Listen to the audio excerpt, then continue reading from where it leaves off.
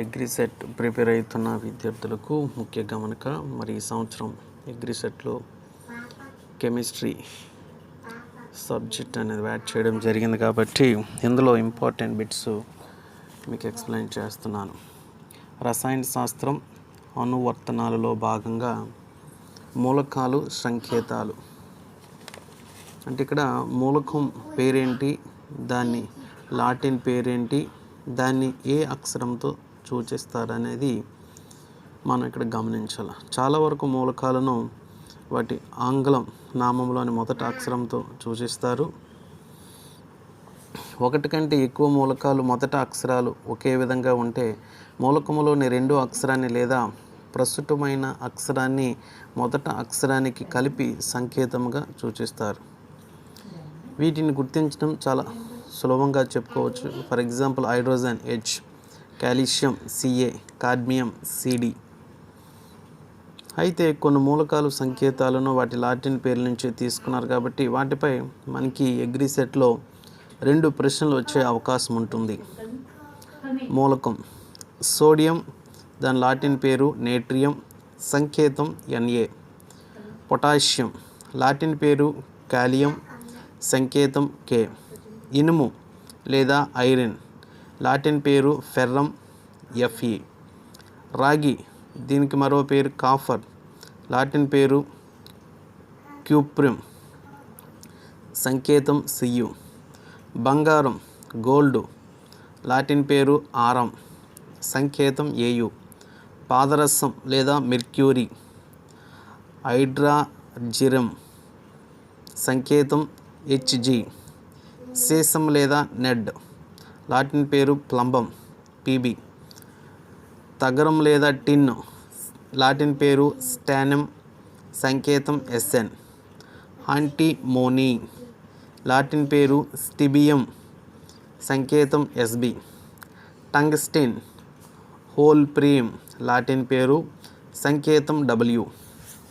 అదేవిధంగా మూలకాలు వాటి ప్రత్యేకత. ప్రతి మూలకానికి ఏదో ఒక ప్రత్యేక లక్షణం ఉంటుంది కాబట్టి అటువంటి మూలకాలలో కొన్ని మూలకాలు వాటి యొక్క ముఖ్య ఉపయోగాలు ప్రత్యేకతగా చూసినట్లయితే ఫస్ట్ హైడ్రోజన్. ఇది అత్యంత తేలికైన వాయువుగా చెప్పుకుంటాం. న్యూట్రాన్లు లేని ఏకైక మూలకం ఏదంటే హైడ్రోజన్. సాధారణ ఆమ్లాలలో తప్పనిసరిగా ఉండే మూలకం ఏదంటే హైడ్రోజన్. తర్వాత లిథియం అత్యంత తేలికైన లోహం. తర్వాత పాదరసం గది ఉష్ణోగ్రత వద్ద ద్రవంగా ఉండే లోహంగా చెప్పుకుంటాం. బ్రోమిన్ గది ఉష్ణోగ్రత వద్ద ద్రవంగా ఉండే అలోహం. సిల్వర్ అత్యధిక విద్యుత్ వాహకత కలిగిన లోహంగా చెప్పుకుంటాం. ఆక్సిజన్ భూమి పొరల్లో అత్యధికంగా ఉండే మూలకం లేదా భూమి పొరల్లో అత్యధికంగా ఉండే అలోహంగా కూడా చెప్పుకుంటాం. అల్యూమినియం భూపటలంలో అత్యధికంగా ఉండే లోహం. సిలికా శిలలు ఇసుకలో అత్యధికంగా ఉండే మూలకం. నైట్రోజన్ గాలిలో అత్యధిక శాతం గల మూలకం, సుమారు 78.4% ఉంటుంది. కాల్షియం మానవ శరీరంలో అత్యధికంగా ఉండే లోహం. సీసియం అత్యధిక లోహ స్వభావం కలిగిన మూలకంగా చెప్పుకుంటాం. ఫ్లోరిన్ అత్యధిక రుణ విద్యుత్తును గల మూలకంగా చెప్పుకుంటాం. క్లోరిన్ అత్యధిక ఎలక్ట్రాన్ ఎఫినిటీ కలిగిన మూలకం. హీలియం అత్యధిక అయనీకర శాఖం కలిగిన మూలకం, అత్యల్ప చర్యాశీలత కలిగిన మూలకంగా చెప్పుకుంటాం. అత్యంత జడత్వం కలిగిన మందు వాయువుగా చెప్పుకుంటాం. ద్రవ రూపంలో పాత్రలపైకి ఎగబాకుతుంది. దీన్నే సూపర్ ఫ్లూయిడ్గా కూడా చెప్పుకుంటాం. రాగి మానవుడు ఉపయోగించిన మొట్టమొదట లోహం రాగి. బంగారం రేకులుగా సాగే గుణం ఎక్కువగా ఉన్న లోహం. గాలియం వేసవి ద్రవంగా పిలిచే లోహం, చేతి ఉష్ణోగ్రతకు కరుగుతుంది.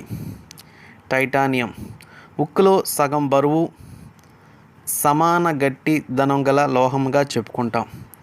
గ్రాఫైట్ రూపం అలోహమైనప్పటికీ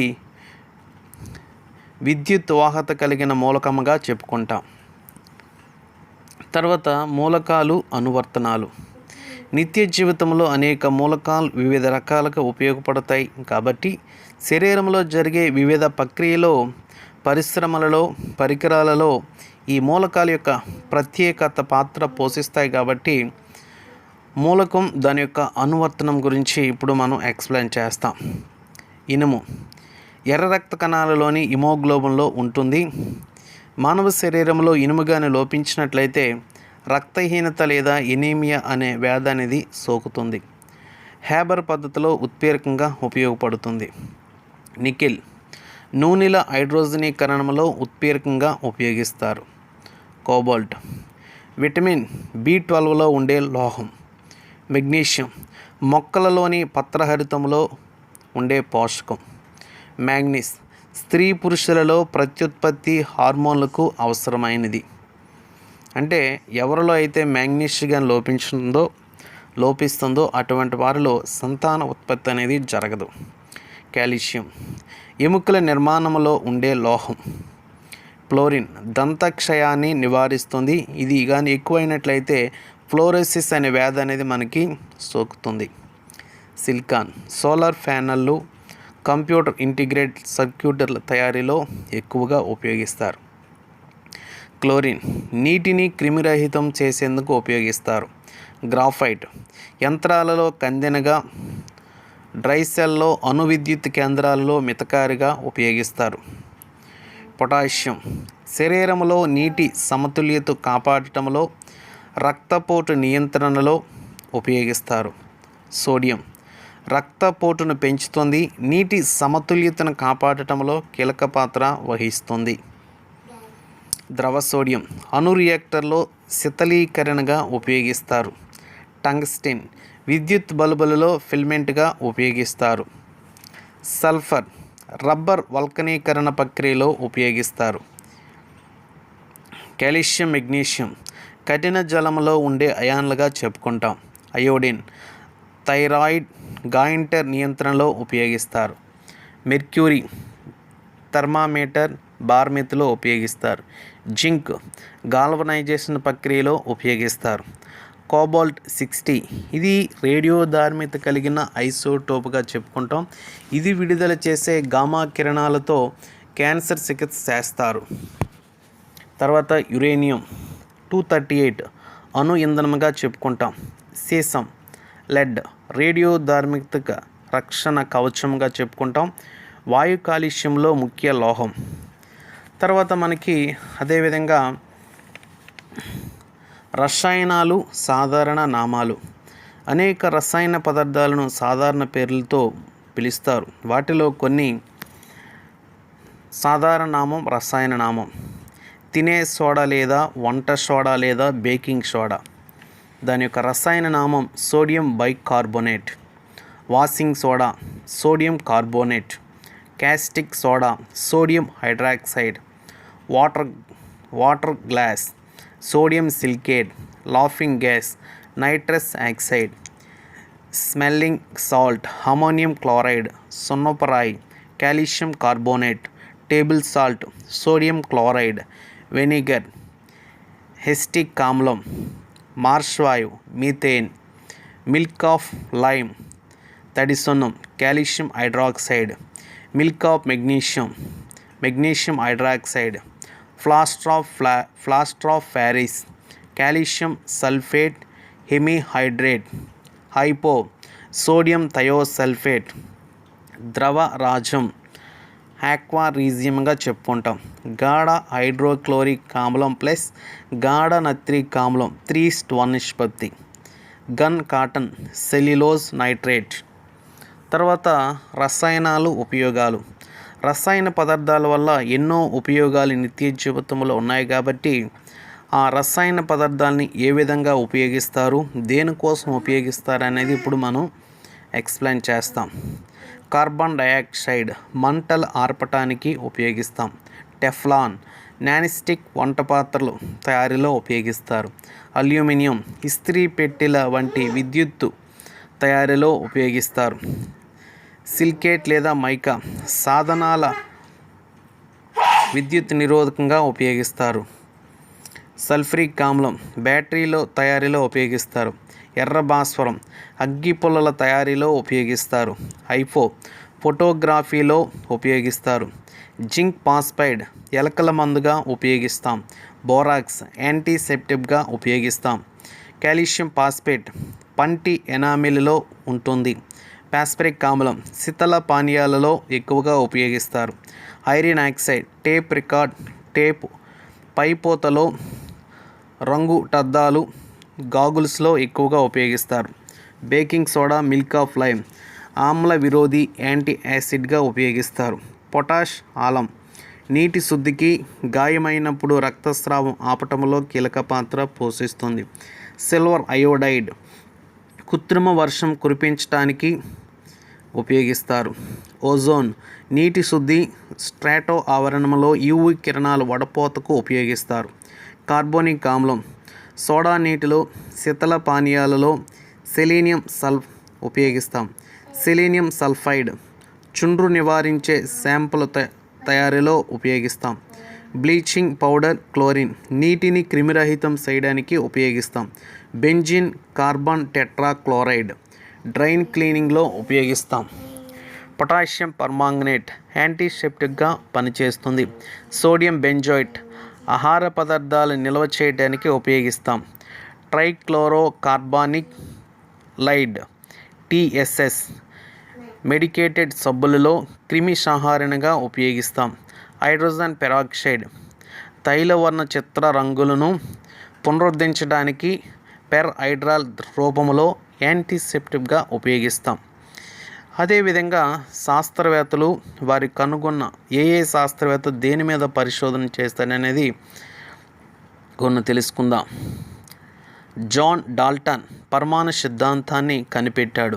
రూదర్ఫర్డ్ పరమాణు కేంద్రకం ఆల్ఫా బీటా కిరణాలను కనుగొన్నాడు. జెజె థామ్సన్ ఎలక్ట్రాన్ను కనుగొన్నాడు. గోల్డ్ స్టీన్ ప్రోటాన్ను కనుగొన్నాడు. జేమ్స్ సాడ్విక్ న్యూట్రాన్ను కనుగొన్నాడు.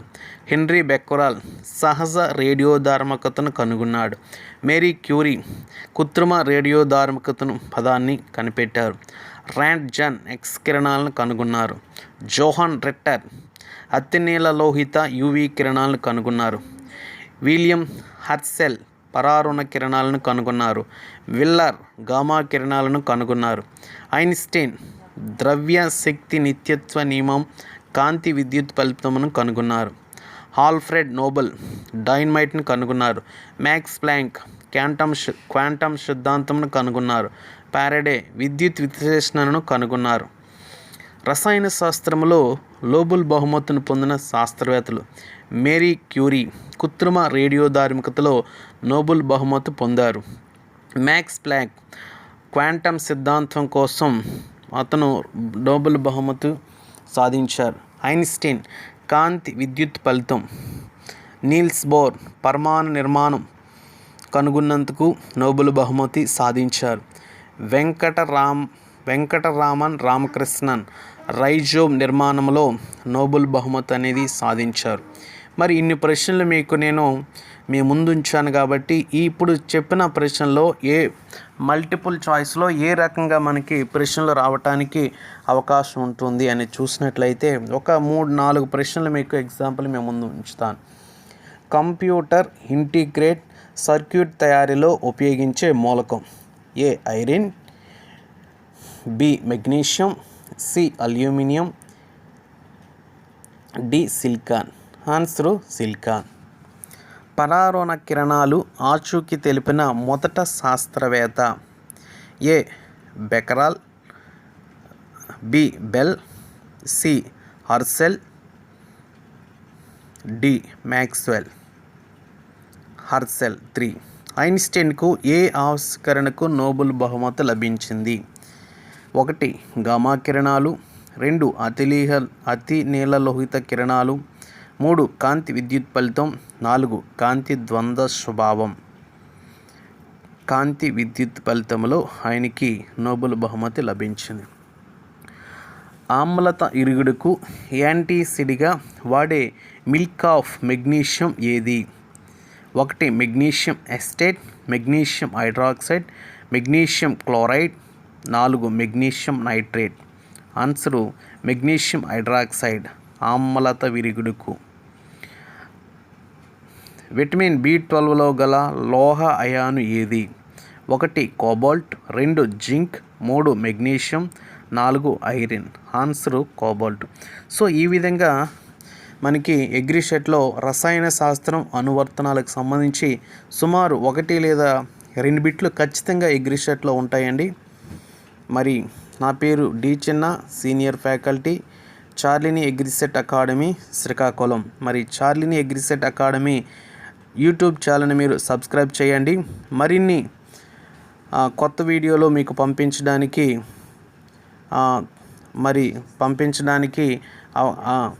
ప్రయత్నిస్తాను. అదేవిధంగా అగ్రిసెట్కి సంబంధించి లేటెస్ట్ అప్డేట్స్, అదేవిధంగా అగ్రిసెట్కి సంబంధించిన మోడల్ పేపర్స్, అగ్రిసెట్కి సంబంధించిన ఆన్లైన్ క్లాసెస్ మరి యూట్యూబ్ ఛానల్లో ఉన్నాయి. దయచేసి మీరు చూడండి.